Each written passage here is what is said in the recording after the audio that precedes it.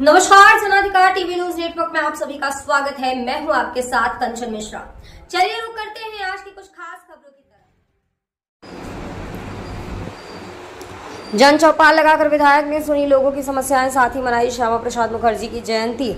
रामपुर, मथुरा, सीतापुर में जहां एक तरफ योगी सरकार जन समस्याओं को लेकर कड़ा रुख अपनाए हुए हैं, वहीं दूसरी ओर सेवदा विधायक ज्ञान तिवारी जी अपने क्षेत्र में जन चौपाल लगाकर लोगों की समस्याएं निस्तारण कराने में अपनी महती भूमिका निभा रहे हैं। आज तुलसीपुर बंजर ग्राम पंचायत में आयोजित जन चौपाल की सर्वप्रथम पंडित श्यामा प्रसाद मुखर्जी के बलिदान दिवस पर उनके चित्र पर माल्यार्पण कर जन चौपाल का शुभारंभ किया।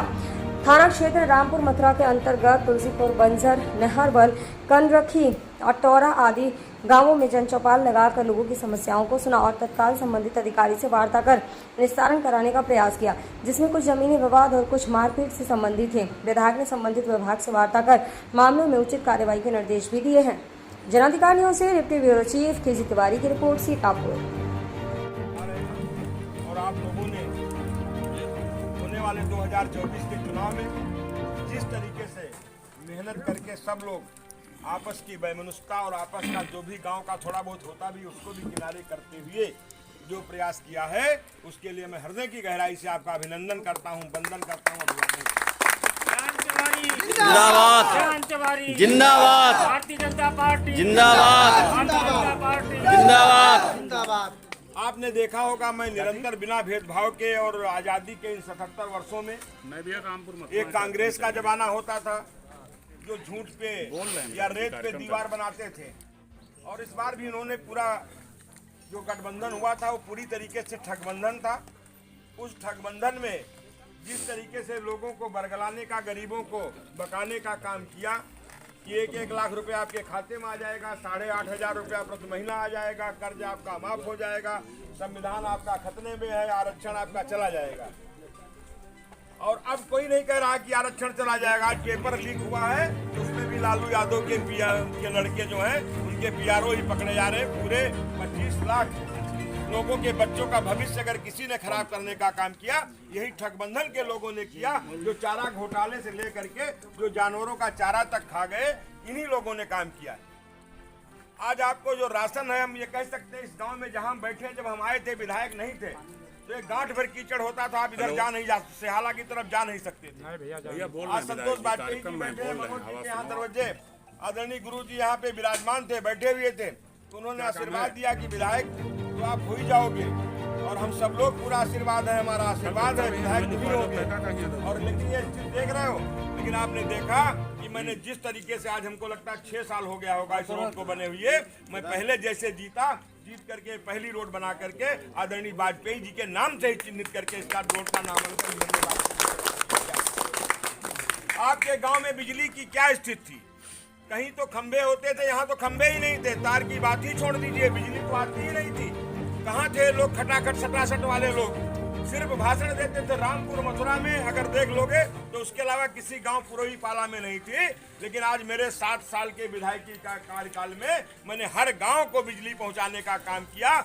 गांव ही नहीं, गांव में जो अंतिम पावदान पे सबसे गरीब व्यक्ति है उसकी कुटिया तक भी खंभा लगवाने का मेरे द्वारा काम किया गया है। प्रत्येक व्यक्ति को राशन मिले, इसकी भी चिंता की है।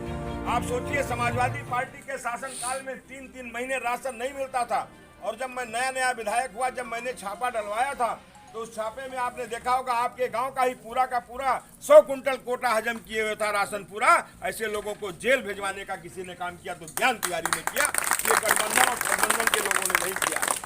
आपने इसी रामपुर, मथुरा में देखा था कि पूरा धान के रूप में किस तरीके से घोटाला हो रहा था। रुपया लाखों रुपए लिए थे, लेकिन हमने कोई समझौता न करते उनको जेल पहुंचाने का काम किया। लेकिन कुछ मायावी लोग हैं जो माया जाल फैलाते रहते हैं। जब चुनाव आता है तो कच्ची पक्की के चक्कर में रहते हैं, कुछ खिलाने पिलाने बरगलाने के चक्कर में रहते हैं।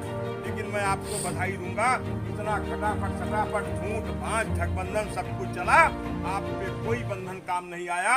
हाँ, ये जरूर है कुछ हमारे के बीच के लोग कुछ दिग्भ्रमित हुए, लेकिन आप लोगों ने पूरा उसको समायोजित करके अपना पूरा तरीके से मंडल जिताने का काम किया और बम्फर जिताने का काम किया। इसलिए हृदय की गहराई से आपको बधाई देता हूं, साधुवाद देता हूं।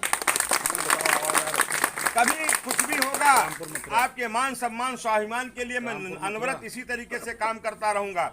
मेरा ये प्रयास है कि आपके मान सम्मान में कभी कमी ना आए और आप लोग भी दृढ़ इच्छा शक्ति के साथ कि कैसे हमारा देश नंबर 1 बने। आज मोदी जी फिर तीसरी बार प्रधानमंत्री बने और आने वाले समय में अनवरत इसी तरीके से भारतीय जनता पार्टी का पताका लहराता रहे। हम अयोध्या जाते हैं, जो अनुभूति होती है, हम जाते हैं काशी में, जो अनुभूति होती है, अभी आप कुंभ भी जाएंगे तो कुंभ में जो अनुभूति होगी वो कभी सपा बसपा कांग्रेस में नहीं होने वाली है।